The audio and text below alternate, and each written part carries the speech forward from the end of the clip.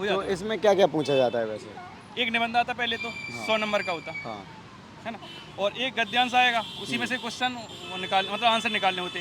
12-12 number का एक question होता, 5 क्वेश्चन होते 12-12 नंबर, बहुत इजी होते मतलब पैसेज के क्वेश्चन। बेसिक सवाल में क्या है, जैसे ऐसे में क्या पूछा गया? ऐसे में मेन जो कंटेंट होता है वो तो जीएस का ही होता है।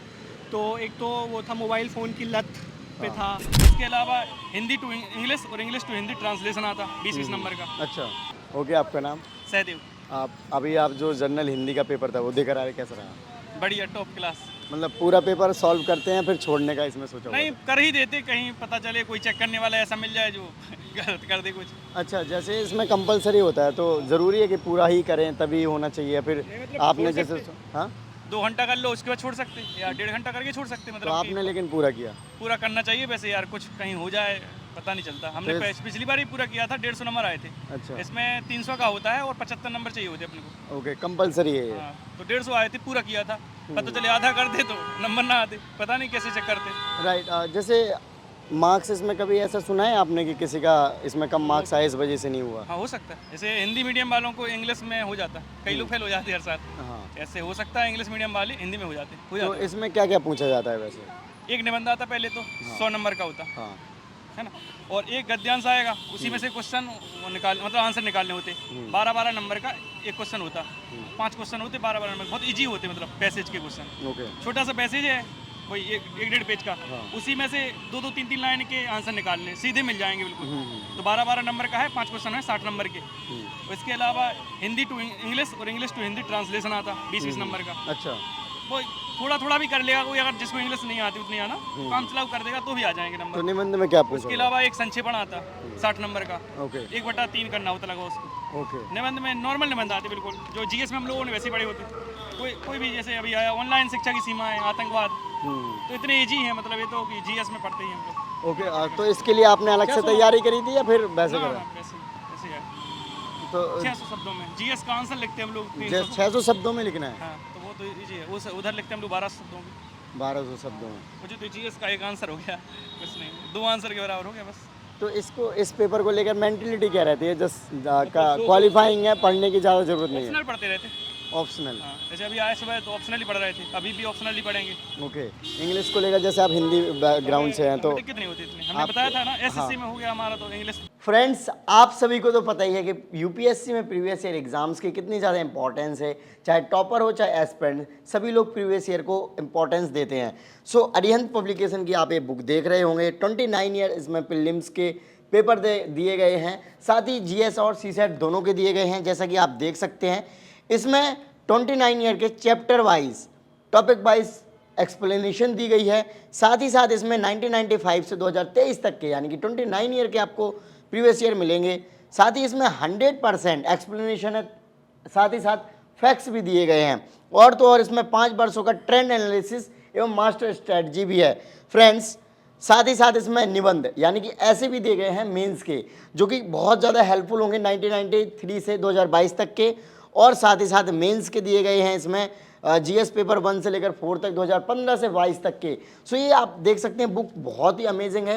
आगे का अंदर में कंटेंट आपको दिखाऊं तो कुछ इस अगर विषय सूची देखेंगे तो इसमें टॉपिक वाइज सारी चीज़ें दी गई हैं, उनके बताया गया कि कहाँ पे कौन सी चीज़ें हैं। तो कुछ इस तरीके से हैं, आप देख सकते हैं सारी चीज़ें यहाँ पे एक्सप्लेन की गई हैं कि क्या चीज़ें होती हैं, किस तरीके से करना होता है, ये आप देख सकते हैं।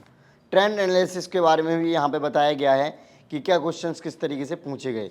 और आगे आप देख ही सकते हैं, ये एक चैप्टर स्टार्ट हो जाता है यहाँ से और कुछ इस तरीके से इसमें कंटेंट दिया गया है फ्रेंड्स।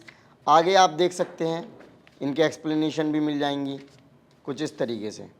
ओके, सो लास्ट में इसमें एक और छोटी सी पतली सी बुकलेट दी गई है 3500 बुलेटिन्स रिवीजन के नाम से, और जिसमें चैप्टर वाइज इसमें भी दिए गए हैं।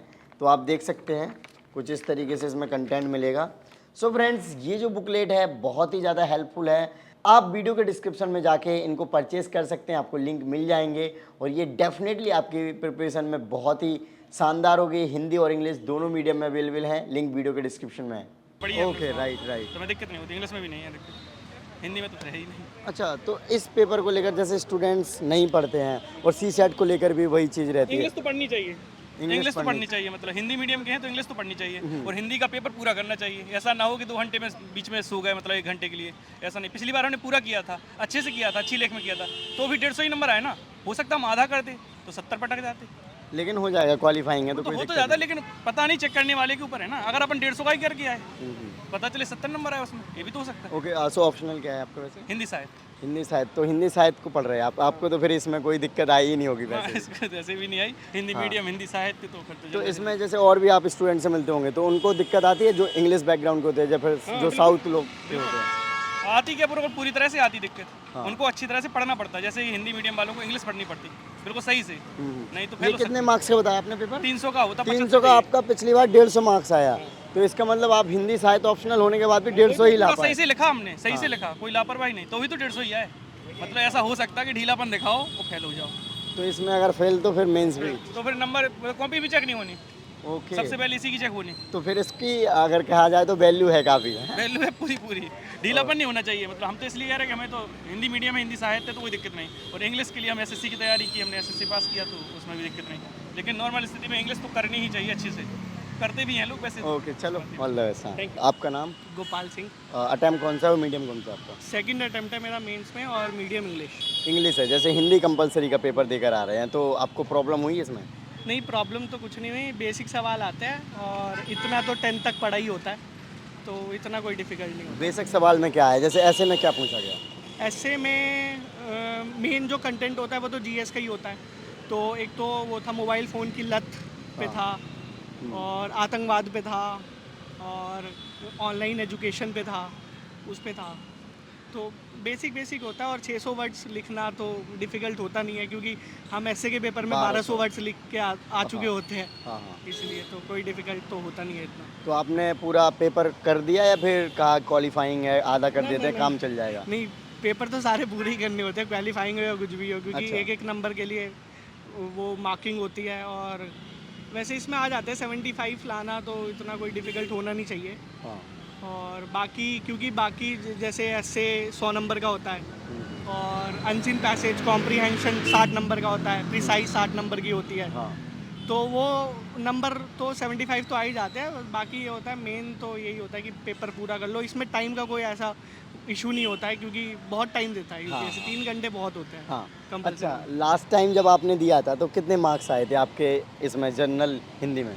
नहीं, इसके मार्क्स नहीं दिखाते हैं, क्योंकि अच्छा। मैं इंटरव्यू तक गया था, इसलिए जो कंपलसरी पेपर थे उसके मार्क्स आउट नहीं किए थे। ओके, कंपलसरी के आउट नहीं करते हैं? अभी भैया बता रहे थे कि उनका 70 आया था। कंपलसरी के 150। जिनका मेंस क्लियर नहीं होता इंटरव्यू के लिए, ओके, उनके मार्क्स दे। अच्छा, हाँ हाँ, तभी वो मेंस लिख पाएंगे। हाँ। ओके, समझ गए। हाँ। और जिनका इंटरव्यू के लिए कॉल आती है उनको मार्क्स इसके कंपलसरी के देते नहीं हैं। ओके, तो जैसे ये पर्टिकुलर पेपर है, जैसे हिंदी हो गया और इंग्लिश हो गया, इसके लिए कुछ पढ़ाई करनी पड़ती है या फिर कहा कि क्वालिफाइंग है, हमें आता है, हो जाएगा, या फिर जैसे सी सेट में भी जनरली लोग ऐसे ही करते हैं? नहीं, सी सेट की तो तैयारी होती है वैसे, क्योंकि मैथ्स और रीजनिंग आती है, तो जो आर्ट्स बैकग्राउंड के स्टूडेंट्स होते हैं उनको डिफ़िकल्ट होता है। वो पेपर भी अब यूपीएससी थोड़ा डिफ़िकल्ट लेवल का पूछ रहा है मैथ्स और रीजनिंग के लिए। हाँ। कॉम्प्रीहेंशन भी सी सेट में अच्छी खासी आती है, तो उसको भी लाइटली नहीं ले सकते। तो सी सेट में तो प्रैक्टिस चाहिए होती है। और बाकी कंपलसरी में तो जैसे इंग्लिश कंपलसरी होता है, जिनका इंग्लिश मीडियम है, मैं तो अपना ही बता सकता हूँ, तो इंग्लिश के लिए तो एज सच कुछ पढ़ने की ज़रूरत है नहीं, नॉर्मल मेन वही आता है।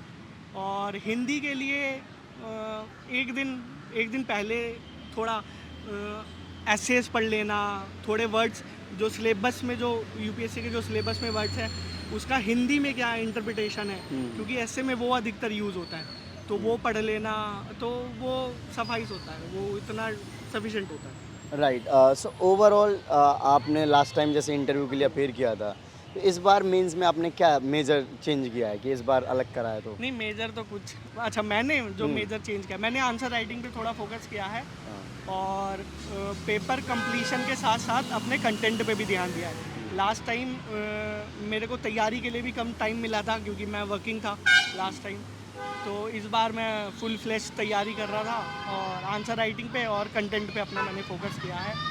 और पेपर तो यूपीएससी के ऐसे ही आते हैं, क्योंकि कितना भी पढ़ लो शौक आता ही है। हाँ, बस कंपलसरी में ये होता है, थोड़ा कंपलसरी थोड़ा लाइट ले सकता है इंसान अगर उसने थोड़ा बहुत किया है, या एक बार प्रैक्टिस कर लेगा तो फिर उसके बाद कुछ करने की ज़रूरत नहीं होती। तो अभी जैसे ऑप्शनल का पेपर है आपका कल, तो उसके लिए कैसे प्रिपेयर हैं आप? उसके लिए तो उसके ऑप्शनल, क्योंकि ऑप्शनल ही जो जनरल स्टडीज़ में तो ज़्यादा डिफरेंस नहीं होता मार्क्स का, लेकिन ऑप्शनल और एसए में बहुत ज़्यादा ऊपर नीचे हो सकता है मार्क्स का।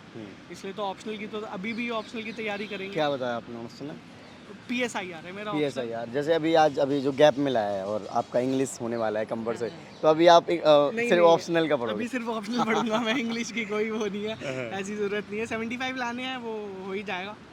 और बाकी ऑप्शनल पे कल पे दोनों पेपर पे ध्यान देना है, क्योंकि मेरिट में तो वही लाता है, ऑप्शनल ही लाता है। राइट। सो फ्यूचर एस्पिरेंट्स को आप क्या सजेशन देना चाहेंगे अभी? सजेशन यही, सिलेबस को पकड़ के बैठ जाओ, करंट अफेयर्स को देखो, और जैसे इस बार के मेंस के पेपर आए हैं, फैक्चुअल प्लस अप्लाइड मिक्स करके आया है। जैसे GS 2 में नालसा का पूछा था, नालसा में कौन कौन है, ऐसे जनरली क्वेश्चन नहीं आते मेंस में। उसने स्पेसिफिकली पूछ लिया कि कौन कौन से जो ग्रुप्स है वो इंक्लूड होता है नालसा में। ऐसे ही एथिक्स में था, जो विमेन के ऊपर था, विमेन में जो 4 लॉज कोई डिफाइन करो, डिस्कस करो, जो गवर्नमेंट ने लाए हैं, तो वो 4 लॉज लिखने थोड़ा डिफिकल्ट होते हैं, क्योंकि जब मेंस की स्पेसिफिक तैयारी थोड़ी एनालिटिकल होती है, फैक्चुअल थोड़ा कम हो जाता है। तो अब थोड़ा ध्यान देने वाली बात है, एनालिटिकल प्लस फैक्चुअल दोनों पे ध्यान देना है। और आंसर राइटिंग तो है ही, और सबसे पहले प्री तो अनप्रिडिक्टेबल होता है, जितनी प्रैक्टिस करेंगे उतना प्री के चांसेस बढ़ते रहेंगे। ओके, चलो all the best. Thank you so हाँ, much. वेलकम।